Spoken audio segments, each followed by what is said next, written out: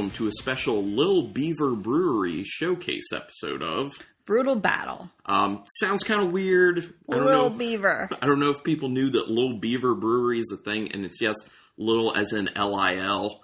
No apostrophe, though, after it, which is weird because a lot of the times with the Lil, you get the apostrophe, especially with, rap artists. So, just saying. So, yes, it legitimately is called Lil Beaver Brewery. It's very cartoonish, which is why when we were given these beers initially, I was kind of like, I don't know if this is going to be good, because breweries who typically go very cartoony, and especially with their can art or bottle art or whatever, are trying to kind of overcompensate and trying to mainly sell just based off of looks and not quality. But I will say, we did try a little bit before we're doing this episode, and we liked what we had. Mm-hmm. So 2 of those beers we're having on this episode, so those will be ones we've already had before, but then one we haven't even tried yet. Now, we do need to say that we got these beers from Rich Smith, our friend who's been on the show a few times before, so thank you very much, Rich. He went up to Illinois for a wedding and stopped in to a liquor store up there and was like, got to get some beers to take back for Rebecca and Carlin, and we have 3 beers from Lil Beaver, so I was like, that's enough to do a showcase, so let's go ahead and do that. So yeah. So, just some quick information. They're out of Bloomington, Illinois, and it's only a 3-year-old brewery, so they're much like a lot of these newer brewery showcase episodes. This isn't going to be a super long episode. We only have 3 beers, and there's not a ton of information on Lil Beaver, because they're a relatively newer brewery. Now, the owner and founder of Lil Beaver Brewery is Chad Bevers. So maybe you can see where the word Beaver, where Lil Beaver came from. Yeah, makes sense. So let's jump into our first beer. Okay. All these are 16-ounce cans. The first one is called Whoops All Berries, and it's a wheat ale with raspberry, blueberry, and blackberry. And the ABV is... Where is it on here? I don't see the ABV. Interesting. There is no ABV on this. Okay. I guess they don't have to do that. I guess they don't have to do that in Illinois. Yeah, no, it's not on there. Okay. Unless it's... Okay, I checked to see if it was maybe stamped on the bottom. Nope. Okay, so we don't know. I'm assuming it's not very high if it's a wheat ale with fruit to it. Typically not that high. Now, this is one of the things about their labels, or at least the beers we've seen the labels for. There's a very cartoony beaver character on all of the can art. And this one in particular for Whoops All Berries, it looks like the box of a cereal. Yeah. Like the beaver has all these berries, like different colored berries coming out of its hand, and there's like a bowl. But they're not berries, they're hops. That's colored. True. Like berry hops. Yeah. And then there's a bowl that's like a cereal bowl with all those different colored hops and some milk splashing out of it. So it looks very much like a box of cereal. Yeah. So it's cute. Yeah, it's a fun take on it. But do you know what I'm saying about like seeing something like this on the shelf and thinking, I feel like that brewery's trying to overcompensate? Yeah, I could see that. So that's just from my experience with a bunch of other breweries. That's my... I guess, prejudice against labels like this. So when we saw this, I was like, but then we tried it and we were like, okay. Yeah, so we'll see if it's as good as we remember. Whoops All Berries. I assume it is because it was only a few weeks ago that we tried it. This is the can I dropped, so it looks like it's... Okay. Oh. Dang. I dribbled. Oh, okay. Because you dropped the can is why I dribbled. It dented the lip, which is why I dribbled. Don't blame me. I just did. It's on my notes. Oh, that's fine. I'll wipe it off with the towel we have here, and then the towel will be laundered, because that's what the towels on this table are for. Didn't even go through the next page, so that's pretty good. Okay. All right, what does it look like? It looks like very red. Yeah, with a really nice pink head to it. Well, reddish pink head. Reddish pink. Because it's real dark pink. Oop. Did you just spill on yourself? No, there was some on the bottom of my glass. Oh. Probably from the dribble. Yeah. The head is very thick. Yeah. Like, it looks creamy. Very, very creamy. I like the look of the head. It smells like there's lactose in it. Is there? I don't think it... Yeah, I mean, it doesn't say anything about that. Yeah, no, there's nothing about that. It smells really creamy. It smells so berry-y. Mm-hmm. I'm definitely getting the raspberry. Yeah. But there's also... Blackberry. There's also like an earthy dirt smell to it as well. And it's... Do you know what I'm saying? No. So, okay. So, it's this earthy dirt smell. But a lot of the times I end up getting that with, like, berries. With certain berries. Oh. Especially, like... Wait, are blackberries in this? Yeah. Yeah, especially with blackberries, I sometimes get that kind of dirt smell to them. I mean, it just basically smells like fresh fruit, in a sense. Like, that's just one of those smells you kind of end up getting from time to time from them. So that's what it's reminding me of. I also definitely smell the wheat in there. That's very present in the finish of the nose to me. It's like berries and that dirt smell up front, and then the wheat comes in at the end. It doesn't really smell tart. It's just more of just the fruitiness to it. It's so fruity. Yeah. All right, going in. Yeah. The taste is just so fruity. Yeah, very. And it's good. It's a little sweet, a little tart. Yeah, there's a very slight tartness to it, but it seems more of like just the natural fruit tartness. Mm-hmm. Not like, oh, this is a sour beer, they added some sourness to it. No, it's just like the natural tartness you can get from things like blackberries, raspberries, and blueberries. Sometimes. Not all the time. It depends on that ripeness level. It's good. I think I taste the wheat on the finish. Yeah. Mm-hmm. It's got a decently light body to it, which makes it easier to drink than you would think for how heavy the fruit flavor is. And it's sweet, but it's not too sweet. Yeah. It's well balanced. Yeah. It's definitely easy to drink beer, though. I mean, oh yeah, like this is one. This would be like a person who doesn't necessarily like beer. You could start them with this because this is very easy to handle because it's very just fruit driven. If you know someone who doesn't like beer but likes fruit, this is a good entry point for sure. So, I do get that dirt flavor. I don't. I get it. I can't pick it out. But so. it's something I get particularly with blackberries from time to time. I don't know what that is, but it's not detracting from it. I still like it. Okay, anyway. So I wrote down a quote to just kind of emphasize something about the brewery because I got a lot of the information from their website.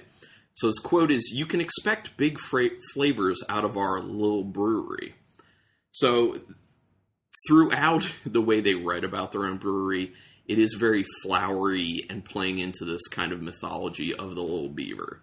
And they refer to Chad Bevers as Little Beaver. So, like, he is Little Beaver. So I guess in my mind, like, that's him on these cans as this beaver. Like, that's Chad Bevers is Little Beaver on these.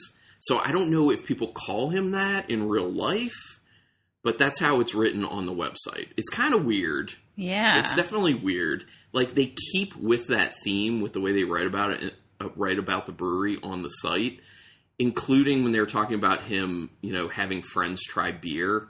They didn't say he had his friends try some beer. It was Little Beaver took some of the beer to the other woodland creatures. And I was just like, wow. Oh. Wow, they really took this all out. I'm glad I had already tasted some of the beers, because that would make me like, this brewery's trying too hard. I don't think their beers are going to be good. Like, there is such a thing as going overboard with this stuff. And this is something, especially on these showcase episodes lately, that we highlight. We like to make fun of how these breweries push themselves on their websites, because they're usually stupid and terrible. And this is no exception, really. I mean, the image of this brewery is over the top, in my opinion. But I do think the beers are good. Yeah. I think maybe they should rebrand some. Yeah. Like, take it back some notches here. Like, it's too cartoony. It's too over the top. But then again, if we knew Chad Bevers, maybe that's his personality. I don't know. I mean, it has to be his personality. Or he's just going along with whatever, person he hired to do their marketing, labels and marketing and all that stuff. So I don't know. For me personally, I'm sure there are people who love this, but for me personally, it's a bit too much. Okay, anyway. So Chad, it all began about 15 years ago when Chad started getting really bored of the beer offerings near where he lived in Illinois. And he was just like, I'm not really digging this stuff, so he started getting into homebrewing. Mm-hmm. This is how a lot of these breweries end up starting. So 15 years ago, starts getting into homebrewing. Then he started, sharing a little bit with the other woodland creatures with his friends. And started to find out that people didn't really know much about craft beer around him. So he was kind of like, well, I feel like I need to help kind of solve this. So he went and got involved with a local beer festival that was happening every year called Brew Gala, which is spelled Bruegala, all one word, Brew Gala. And it's a festival/fundraiser event where they serve a bunch of beer. So when he started in his first year, they found out he was doing home brewing, and they were like, okay, well then you're in charge of all the beer for the event. Oh, jeez. And then he's just like, okay. So he rose to the occasion. He ended up doing such a good job with it that they got rave reviews about the beer there. So then the organization/festival was like, well, you're our beer guy. So the next year he came back, and in addition to being the person heading up all the beer for the festival, he also decided, well, what if I bring some of my home brew? So he decided to bring one of his home brews, and it was a 13% imperial stout called Big Hairy Beaver. Oh, jeez. It was very popular. They wrote on the website, I don't know if this is true or not, or if this is kind of, going a little over the top, but they said that the keg was tapped in minutes because it was that popular. So then the next year he came back, he brought some other beers, and the popularity just kept on growing and growing and growing, and he started getting more and more of a name. As each subsequent year, he was bringing different types of beers, more beers, and people were lining up for it. The lines were getting longer and longer. So, and he was going by the name Little Beaver Brewery at that point. So started to get a name. So then, naturally, with a lot of these breweries who start up and get that kind of notoriety, he decided to start a brewery. And so the brewery became established in 2017, but the tap room didn't actually open until 2018. So just so people know that. And to this day, even though it's, a functioning brewery and they're doing all their business stuff, they still attend a lot of beer festivals to serve the Little Beaver brews. And they also, apparently Chad still enters homebrew competitions from time to time. So that's cool. I guess maybe kind of keep the creativity going, stay in contact with that, homebrew community. Yeah. All right. So next beer. Okay. Next beer. And it looks like the ABV is not on any of them. Yeah. I figured if it wasn't on that one, I figured it's probably not on any of them. Okay. This one's called Little Bit More Wonderful. It is a chocolate milk stout fermented with Hefeweizen yeast, chocolate, coconut, and banana. Nice. So this is the one we have not had yet. And he has said, or they did say on the website that Little Beaver really loves stouts, especially imperial stouts, so they kind of always have stouts available. Did you just refer to him as Little Beaver? Well, yeah, that's how they do it on the website. So, he will always be Little Beaver. He's called Little Beaver on the website, so, that's what I'm going to do. Because I think it's ridiculous, so I'm just going to pound it home, This one's for Little Beaver. I'm going to pour some out for Little Beaver. So all right, here we go. So you said they're known for their stouts. Yeah. Well, I mean, I think they have become in that area known for stouts, but it's also that Little Beaver loves stouts and loves making stouts. Oh, okay. So they kind of always have stouts. Okay, what does it look like? A stout? It's like a stout. It's dark, obviously. Did you say it was imperial? No, just stout. Okay. I mean, color-wise, it looks imperial just because it's very dark. But who knows? We'll have to see on the mouthfeel. Ooh. Is there coconut? There is coconut? Because I get that coconut, which is nice. Because a lot of times with these types of beers, when you have coconut in there, it's hard to get the coconut. There's coconut in there, and you smell it, and you're just like, I don't smell it, and I don't taste it. But this is encouraging. Coconut, and I'm getting like the milk chocolate. Yeah. Coconut milk chocolate. I do get a hint of that banana. Yeah. Very, very subtle, though. Yeah, and I'm happy about that, because I'm not big on banana flavors. I like actual bananas, but banana flavor with things I'm not big on, so I like that it's very faint at the end. But yeah, I get so much coconut in the nose. It's a very nice coconut smell, and I feel like all the aromas fold into each other well. Yeah, it's a very nice nose. Yeah, and it's not aggressive. It's very kind of nuanced and soft nose. I like the way this smells quite a bit. I get a decent amount of that coconut flavor. Not a whole lot of the banana. No, but I'm totally good with that. Totally good with that. Plenty of chocolate as well. I get a slight metallic. Yeah, there's something a little off-putting about this. Mm-hmm. It's got a metallic finish on the end. It's not super pronounced, but it's enough that you notice it there. You're just kind of like, there's a little bit of a metal note there. Now, sometimes with stouts, I'll get that, and then it's not there when it warms up more. So when this warms up, that might not be there as much, and I especially feel like that's probably the case because it's at such a low level now when it is on the colder end. So I'm getting a lot more banana kind of like lingering in my mouth now.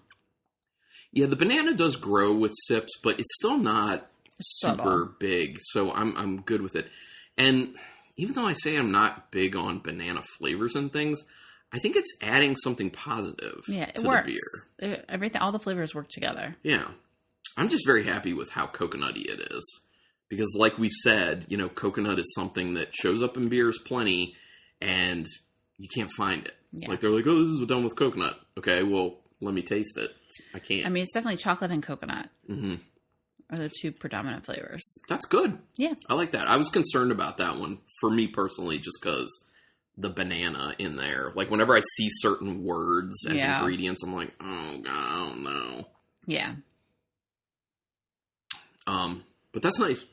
And I think it's kind of light, too. It is. I like that it's coming off kind of light. Maybe that has to do with a little bit with the Hefeweizen yeast. I don't know. Or just the ABV. Which we don't know. Correct. We don't. I mean, I'm sure we could look them up on Untapped or something, but... Probably 5 or 6%. Yeah. Which, by the way, I'm just going to, the next segment is the end. I don't have any more information. I told you it wasn't much. So I'm just going to read what beers they currently have on tap. Okay. Little Beaver. So their indoor tap room is not open currently, just so people know. But their outdoor bar is. So they have pumpkin pie, and it's actually the symbol for mathematical pi. Oh, that's cute. Yeah, I like that.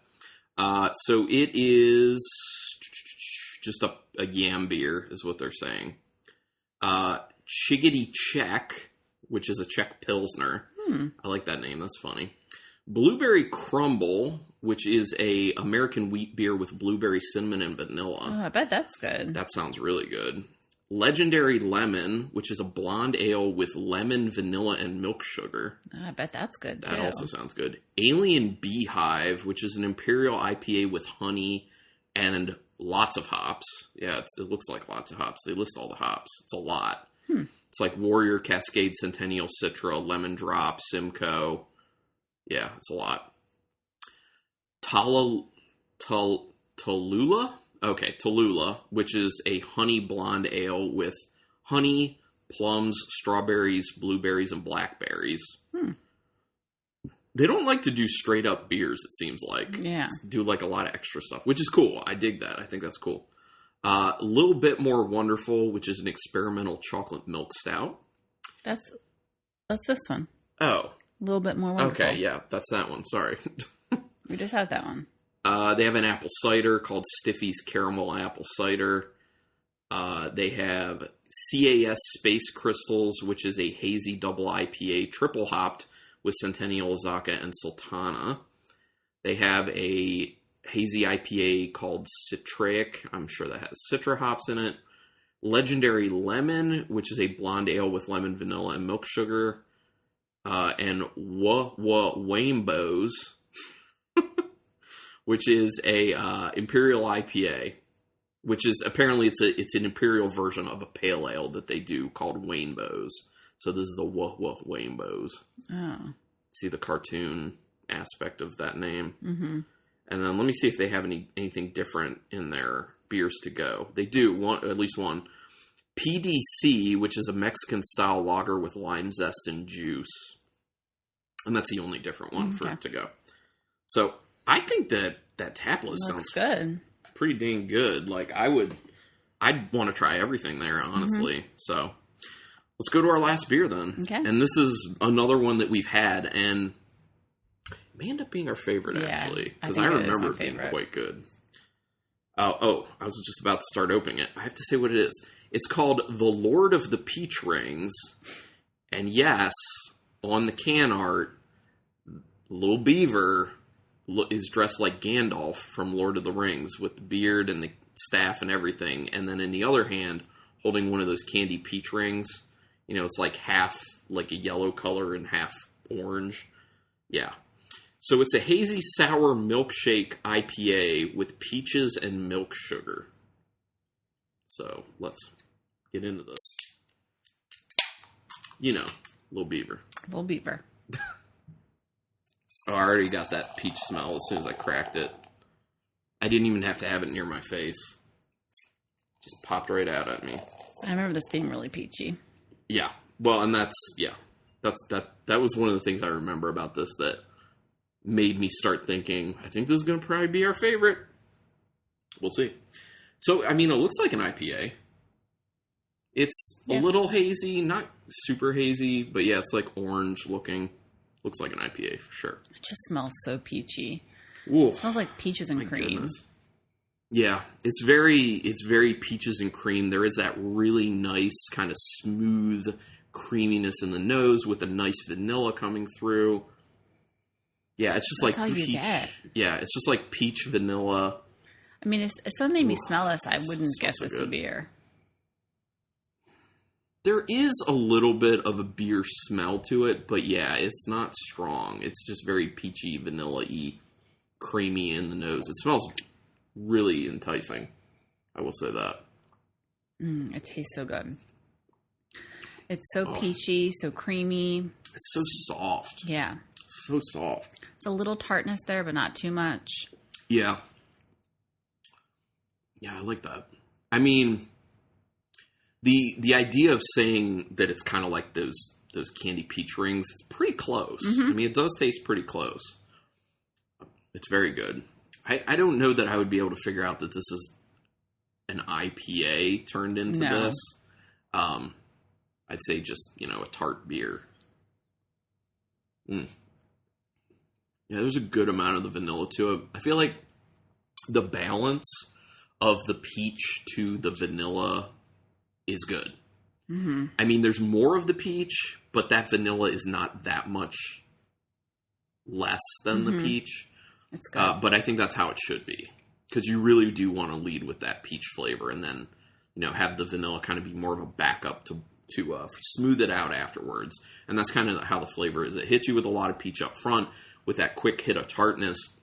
And then it transitions to the more vanilla, smooth, creamy feel to transition off your palate. This is another beer that people who aren't into beer could enjoy. Yeah. Yeah, I could, yeah. Yeah, I could see that, especially if they're peach fans. Okay, that's been really good. So, it's not going to be as hard to rank 3 beers, I would say. Yeah. So, do you want to go first or do you want me to rank it? I'll go first. My number 3 is going to be the little bit more wonderful, which was that chocolate milk stout with the Hefeweizen yeast, chocolate, coconut, and banana. Okay. My number 2 is Whoops All Berries, which is the wheat ale with raspberry, blueberry, and blackberry. And then my number 1 is the Lord of the Peach Rings, which is the hazy sour milkshake IPA with peaches and milk sugar.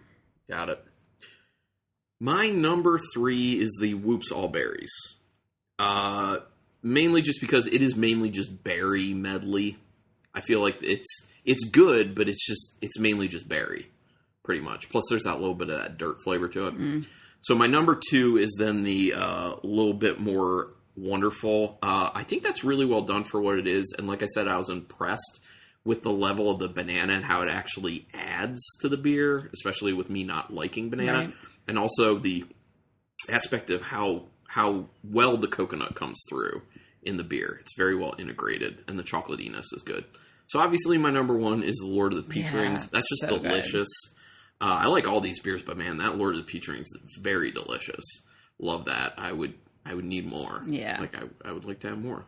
Little Beaver, if you're listening, if you could send us some more, we would appreciate it. Little Beaver the person. Yeah, Little Beaver the person.